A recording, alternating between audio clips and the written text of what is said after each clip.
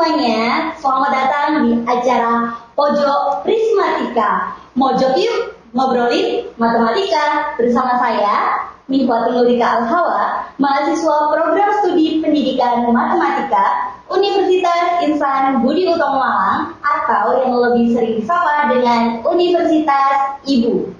Nah, di episode kali ini kita akan membahas tentang wirausaha atau kewirausahaan. Tahu sendiri kan teman-teman, di era sekarang ini lagi booming banget tentang wirausaha. Apalagi masyarakat di Indonesia ini, masyarakat pada umumnya, terutama para generasi muda, itu sedang berusaha untuk membranding diri mereka menjadi seorang wirausaha. Pas banget kan dengan topik pembicaraan kita pada kali ini. Oh iya teman-teman, saya nggak sendirian loh. Kali ini Rika ditemani dengan dua narasumber hebat yang kece banget, yang pengalamannya udah gak perlu diragukan lagi. Dua narasumber di sebelah kiri saya ada Ibu Welas Listiani, SPD MPD, selaku dosen program studi pendidikan matematika, dan juga sebagai best practice mentor Mikro Mentor Indonesia, dan sebagai owner bisnis Bilkis Food ya Bu ya. Dan di sampingnya ada Bapak Khairul Kurniawan SHIMH, selaku dosen program studi pendidikan matematika Universitas Insan Budi Utomo juga, dan sebagai best practice pendamping proses produk halal. Bagaimana kabarnya Pak? Bu sehat? Alhamdulillah sehat Mbak Rika. Alhamdulillah. Kayaknya udah datang ke sini itu, wah semangat banget ya Pak Bu. Iya. Kita kan mau ngomongin seputar wirausaha nih ya Pak Bu. Yang namanya wirausaha berarti kan kita harus punya yang namanya usaha. Berarti kan ada produknya gitu Bu. Terus kalau misalnya kita udah punya usaha nih, saya mau tanya ke Bu Welas dulu. Saya dulu. Iya, boleh. Saya dulu ya Pak Khairul ya. Ke Bu Welas dulu. Bu Welas kan juga seorang dosen ya Bu ya. Seorang dosen terus juga sebagai salah satu pelaku usaha. Gimana sih Bu caranya Bu Welas untuk menjadi seorang wirausaha? Itu apa aja yang perlu dilakukan? Jadi kan misalnya nih Rika ingin jadi seorang wirausaha, hal apa aja yang mau Rika lakukan itu? Yang harus Rika lakukan itu ngapain gitu Bu? Wirausaha apa ya? Baik, nah saya jawab ya.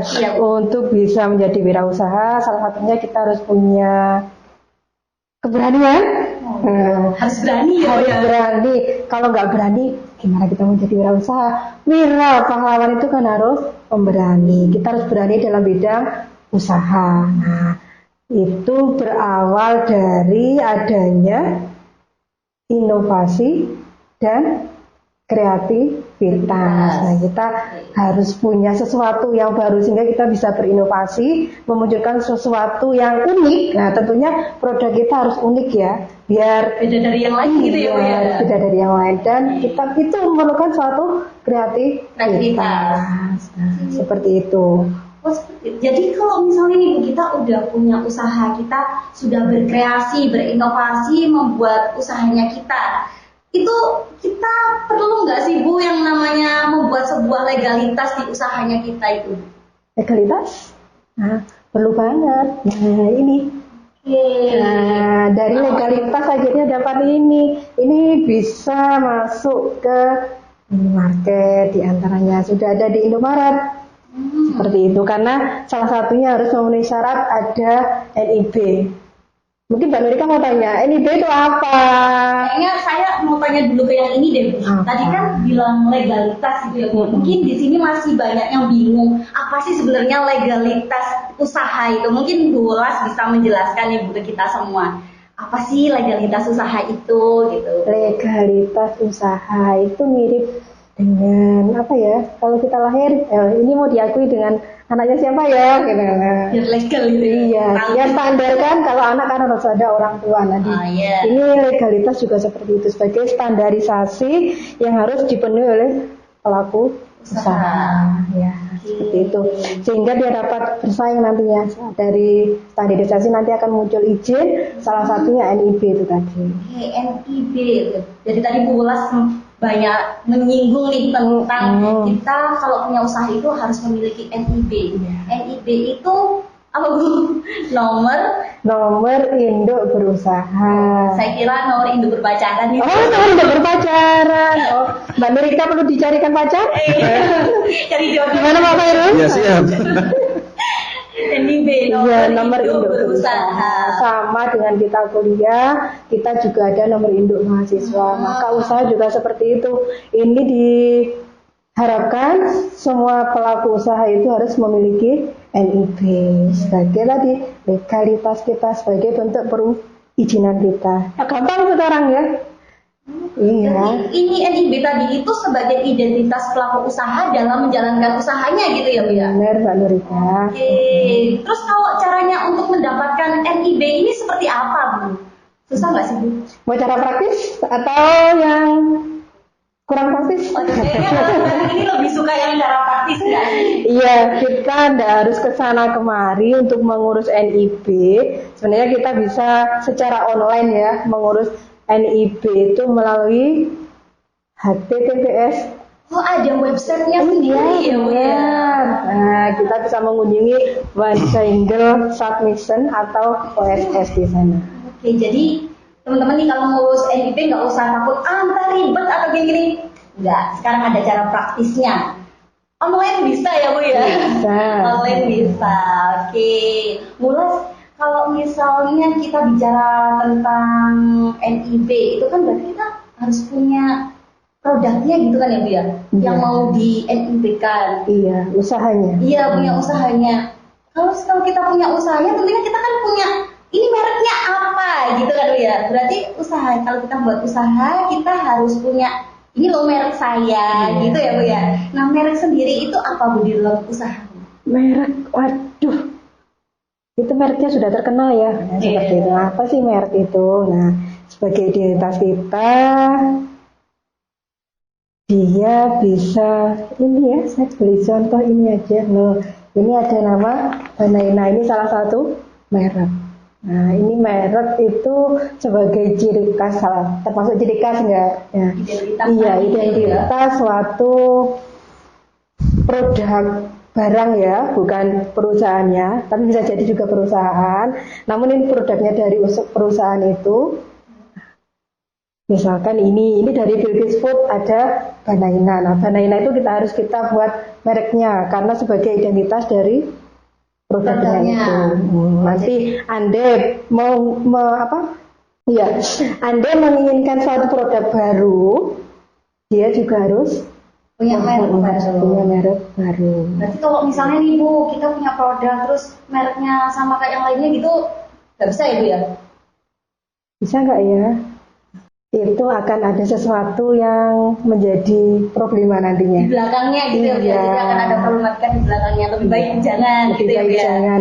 Kita harus antisipasi dulu sebelum mendaftarkan merek. Kita harus cek merek kita di Pangkalan Data Kekayaan Intelektual Indonesia, sama secara online di sana ada. Baik, Bu Las. Tadi kan kalau kita bicara tentang merek dalam sebuah produk, itu kan ada sesuatu yang harus, kenapa sih kok kita harus buat merek tadi? Yang tadi itu ya Bu ya, sebagai identitasnya, ya, biar tahu ini loh punya saya, bukan punya kamu. Ya, aku hanya untukmu. Untukmu. Oke, Bu, kalau misalnya biar diakui itu gimana Bu? Ini loh produk saya. Jadi ini adalah hasil karya saya, bukan karyanya orang lain. Saya buat produk ini sendiri, itu gimana Bu caranya? Iya, nah untuk merek sendiri itu ada syarat khusus sehingga nanti kita bisa lolos. Salah satunya yang jelas nama ya. Nama harus tidak ada di dalam PDKI dengan kelas yang sama. Oh, nama tadi itu mereknya itu ya Bu ya? Iya, merek dan kelasnya itu tidak boleh sama. Iya, begitu. Terus kalau misalnya kita mau ngurus itu gimana Bu caranya kalau kita mau ngurus apa ini namanya tadi? Merek. Ya, merek. Itu gimana Bu? Iya, sama, ini bisa secara online ya. Oh, bisa secara online juga. Syarat utamanya ini kita harus punya etikat merek. Nah, mungkin Mbak Nurika bisa lihat di sini. Ini ada sertifikat mereknya Banaina. Nah, yang namanya etiket merek di sini ini harus ada. Jadi Iya. harus ada logonya juga. Iya. Ini. Ini nanti kita upload di sana. Jadi ini seperti kita menghakak ikan gitu ya Bu ya. Jadi Iya, kayak benar. ini jadi kekayaan intelektual tapi ini di bidang produk gitu ya Bu ya. Oke Bu, terus kita bisa ngurusnya secara online juga Secara ya Bu ya. online nanti ada syarat-syaratnya. Selain syarat-syaratnya. etiket merek tadi ya. Jadi emang bener-bener simple banget teman-teman. Jadi sekarang kalau kita mau ngurus nomor produk, NIB tadi, terus mereknya juga, nggak perlu jauh-jauh ke tempatnya. Kita bisa ngurusnya secara online. Emang dipermudah banget ya Bu ya sekarang serba online. Kayaknya habisnya COVID itu online semua bisa gitu. Iya. Oke Bu Lola, sekarang saya mau tanya-tanya sama Bapak yang ganteng di sebelah sini. Bapak sehat saya. Pak? Alhamdulillah sehat Mbak Rika. Alhamdulillah. Tadi berangkat jam berapa Pak? Ya lumayan agak lama tadi. Lama. Agak macet memang jalanannya ya. Oh ya macet Pak. Naik kapal dulu gitu ya Pak? Kayaknya iya. Oke Pak. Iya. Pak, kalau misal nih ya, saya punya usaha, Rika punya usaha gitu ya Pak. Terus udah ngurus merek, udah ngurus NIB-nya kayak yang disampaikan sama Bu Welas tadi. Semuanya udah saya urus. Terus habis itu cukup sampai di situ saja atau saya harus ngurus sertifikat halal nih untuk biar diakui ini loh produk saya layak gitu. Halal. Apa gitu Pak? Iya. Jadi begini Mbak Rika, kalau lihat pemerintah itu kan sangat melindungi rakyatnya ya. Ya. Kalau saya baca di Undang-Undang Nomor 33 Tahun 2014 tentang pelindungan konsumen, di situ ternyata ada pembahasan yang lebih signifikan lagi, yaitu tentang produk halal, Mbak. Ini. Tanggal 11 Oktober 2017, pemerintah itu mendirikan Badan Penyelenggara Jaminan Produk Halal. Sebetulnya sejarahnya bagaimana ya? Adanya produk halal itu kan awal muasal adalah keresahan ini, Pak. Keresahan dari masyarakat yang khawatir yang dimakan ini ndak halal gitu kan itu. Apalagi masyarakat kita masyarakat yang sangat memperhitungkan tentang itu gitu. Makanya pemerintah perlu hadir untuk memberikan sertifikat halal itu. Dan itu saya rasa mungkin penting dan perlu juga bagi pelaku-pelaku usaha untuk mensertifikatkan usahanya agar nyaman, masyarakat juga bisa menikmati produknya itu dengan halal tadi itu. Oke, Pak tadi kan dibilang sertifikat halal gitu ya. Terus habis itu sertifikat halal ini sebenarnya cuman untuk yang beragama muslim saja atau gimana Pak? Kalau misalnya nonis nih mau ngurus sertifikat halal bisa nggak Pak? Oh, gini Mbak. Jadi pemerintah sudah memberikan pembahasan di undang-undang itu bahwasanya sertifikat produk halal ini tidak hanya untuk mereka yang beragama Islam.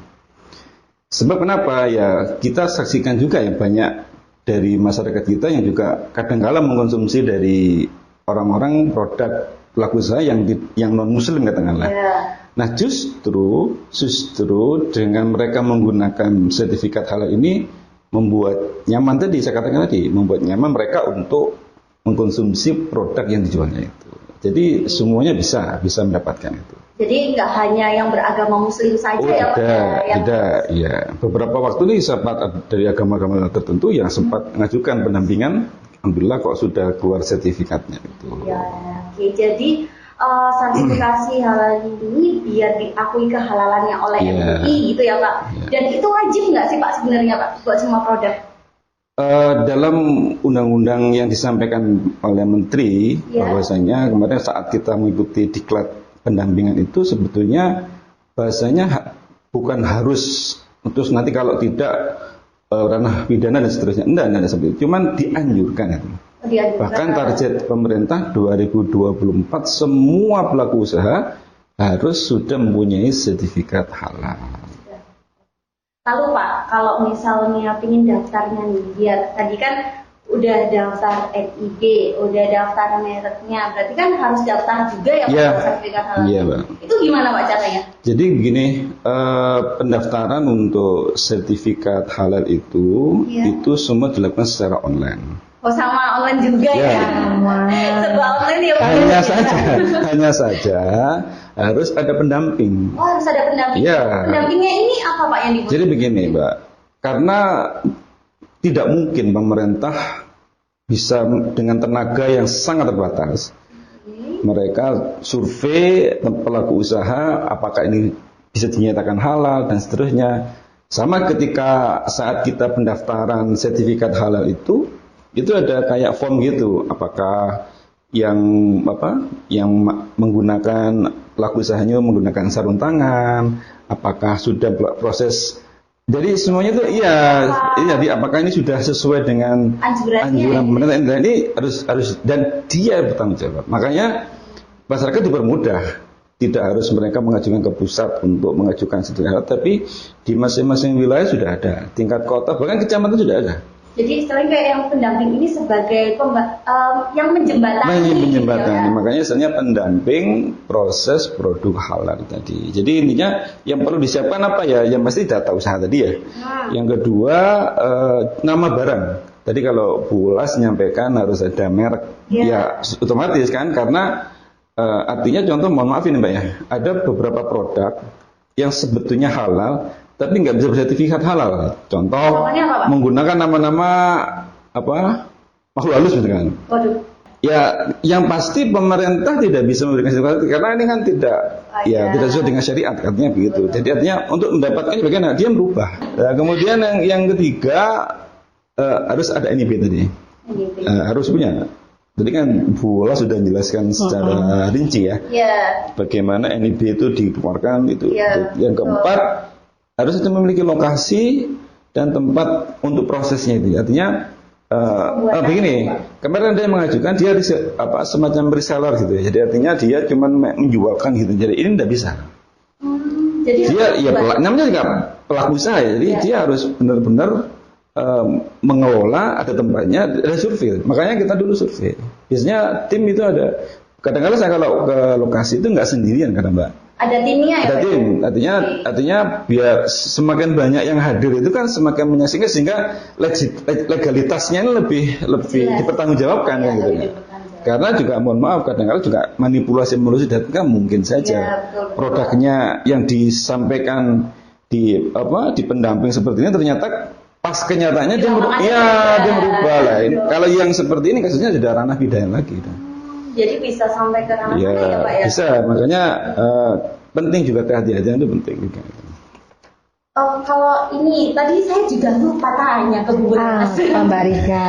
Tadi itu kalau misalnya tadi kan diingetin Bu sama Pak Wahyu barusan. Yang NIB tadi itu syaratnya kalau ngurus apa aja Bu? Tadi saya lupa tanya itu Bu. Diulang kembali. Lupa ya? Tadi disinggung lagi saya sampai lupa mau tanya. Iya, syaratnya sama. NIB itu sebenarnya gampang. Gampang. Punya KTP, punya usaha. Punya KTP, punya usaha. Tapi lebih baik lagi ada NPWP. Ada NPWP, wajib ya Bu itu ya? Iya. Untuk NIB, kalau Pak Khairul tadi menyampaikan kan seperti itu ya.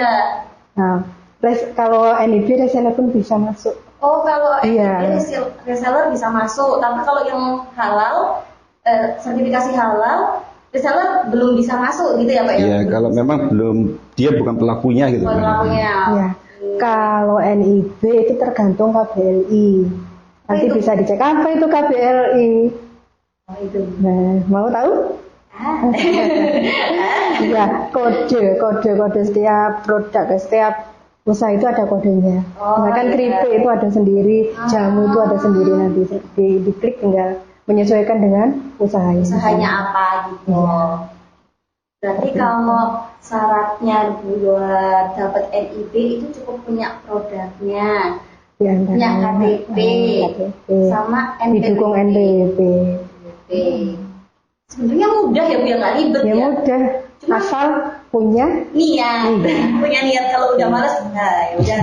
Nggak usah ngurus lah, gitu. Antara NIB dengan halal itu ngeling, jadi nanti kelihatan di OSS itu. Oh ini sudah punya sertifikasi halal, ini yang belum. Nah Selanjutnya NIB pun juga bisa digunakan untuk mengurus izin yang lain termasuk PIRT. Oh, jadi sebenarnya ini semuanya berkesinambungan gitu ya, Pak? Iya. Kesinambungan. Kalau untuk ngurus yang sertifikasi halal, Pak, Iya. syaratnya apa, Pak? Kalau syarat tadi sudah saya sampaikan di depan tadi ya. Yang penting yang pertama ya tadi data pelaku usahanya ya, nama dan jenis usaha tadi itu. Kemudian yang ketiga tadi saya sampaikan ada NIB. NIB ini kan terlink nanti ya. Ketika pendamping mengklik menu untuk untuk verifikasi tadi itu, otomatis sudah bisa dimasukkan data itu.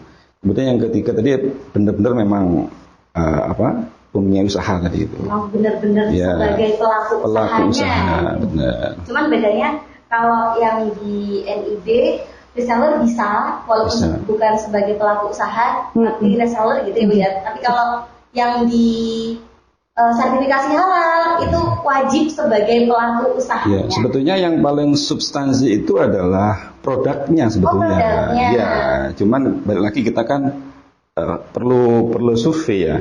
Perlu survei. Mana produknya ini? Usahanya gini. Cara pengolahan sebenarnya kalau mohon maaf kalau ujuk-ujuk tiba-tiba dia langsung punya barang bla bla bla begini kan ketika repot ini repot deteksinya seperti apa itu. Makanya kita perlu verifikasi lagi ulang gitu. Gitu Mbak. NIB ada kayak survei juga gitu nggak sih Bu? NIB tidak ada survei, yang disurvei ini kemarin sama halal sudah survei. Nah ini buktinya. Ini halalnya. Tidak hanya label halal. Ini saya nanti dimarahi Pak Khairul kalau langsung mencantumkan ini di sini. Tapi ini ada prosesnya. Ada dari Kemudian ini ada ID-nya ini. Nah ini penting ini untuk menunjukkan bahwa ini merupakan identitas halal dari Danaila seperti itu. Jadi setiap produk itu punya ini identitasnya sendiri-sendiri. Benar, seperti itu. PRC juga langsung sudah. nempelin produk halal gitu Pak, label halal tempel sendiri. Begini Mbak ya, kalau yang sudah keluar sertifikat halal itu ini saya mohon maaf ya, tadi ngeprint kurang jelas ya. Oke, Pak. Kurang seperti ini syahadah. Ya syahadah itu kan sertifikat ya. Artinya kalau sudah jadi begini, pendamping kan artinya mengeling tadi itu. Kita pengajuannya ke tadi BP namanya BPJBH, jadi badan penyelenggara tadi itu. Jadi yang mengurus itu kan mereka. Yang bertanggung jawab kita pendampingnya. Gitu. Nah nanti kita langsung keluar keling seperti ini. Jadi seperti ini nanti diterima oleh pelaku usaha. Ini ada barcode juga. Jadi makanya kalau misalkan mohon maaf ini ya, tiba-tiba bublas tanpa proses ini menempelkan. Nah ini ya ada sanksi nanti, pastinya ada sanksi. Mau nggak dikasih sanksi? Iya. Nggak saya kasih uang masih ini. Iya. Di Amerika nanti. Kira-kira saya dapat nggak begini nanti? Dapat itu ada 2 Bapak Khairul. Iya. Saya cuma 1. Yang 1 nanti ambil di situ. Terima kasih Bu. Join sama Pak Khairul nanti. Iya. Baik-baik dengan saya ya Bu ya. Kasih saya semua ya. Siap. Iya. Kalau ini Pak tadi kan udah dikasih tahu ya syaratnya apa aja buat ngurus sertifikasi halal itu. Iya. Kira-kira lama nggak sih Pak ngurusnya Pak? Oh iya. Jadi gini Mbak Rika ya, tadi belum saya sampaikan ya. Pengurusan sertifikat halal itu ada 2. Ada reguler, ada self declare. Kalau yang reguler itu nanti ada berbayar. Kalau yang self declare ini gratis. Makanya biasanya yang self declare ini memang benar mereka yang sudah terdiklat kemarin di kementerian itu. Kemudian memang benar dia juga ada semacam kayak form perjanjian gitu. Dia tidak boleh memungut biaya dan sebagainya. Makanya ketika saya masuk ke link saya si halal tadi itu pasti ada kayak semacam form Bu? Setuju dan nggak setuju gitu artinya bersedia pernyataan benar nggak sih Bapak bersedia untuk tidak memungut biaya 1% kepada masyarakat itu gratifikasi, karena kalau saya mengerti iya tapi ternyata ada biaya yang muncul maka saya kena asistensi gratifikasi tadi pidana. Nah jadi intinya masyarakat tadi bisa milih safe declare atau yang reguler. Kalau menurut saya mending masyarakat menggunakan yang safe declare aja yang gratis ya. Kalau ada yang gratis kenapa Iya. Nah, artinya, Kemana-mana. nah, artinya saya rasa ini konsekuensi pemerintah ya. Iya, Pemerintah memberikan peluang seluas-luasnya untuk mewajibkan, hampir kata-kata wajib ya. Iya, Pak. Tapi pemerintah juga memberikan peluang untuk menggratiskan biaya itu. Nah, makanya dikatakan biayanya berapa untuk yang safe declare tadi Rp0 gratis, untuk yang reguler kemarin saya informasinya yang di diklat kemarin sekitar 300 apa 350 ribu gitu, Mbak. Jadi sekitar 300 sampai 300. Ya, itu Masih sekitar itu. terjangkau ya, insya Allah untuk UMKM. Insya Allah masih terjangkau banget sih sebenarnya buat UMKM. Tapi kayaknya kalau saya ya Bu, Pak, kalau saya sendiri misalnya buat usaha nih, kayaknya mending milih yang gratis aja. Mending milih yang gratis aja. Iya, boleh. Kalau ada yang gratis, kenapa harus Harus berbayar? Jadi emang bener gak ribet teman-teman untuk ngurus NIB, habis itu merek dan juga halalnya. Oke teman-teman semuanya, jadi jangan lupa, jangan segan-segan untuk berwirausaha. Yang udah punya usaha segera diurus mereknya, NIB-nya, dan sertifikasi halalnya. Oke semuanya, tidak terasa kita telah berada di penghujung acara di podcast kali ini. Buat teman-teman yang masih ingin mengetahui lebih dalam tentang wirausaha, bisa bergabung dengan kami di program studi pendidikan matematika Universitas Insan Budi Utama Malang, karena ada mata kuliah kewirausahaan. Nantinya juga akan bertemu dengan Ibu Ulas dan Bapak Khairul juga sebagai pelaku usaha dan juga dari pendamping apa tadi Pak? Proses Produk halal. Ya, dari proses produk halal. Tentunya kita akan belajar tentang wirausaha di dalamnya.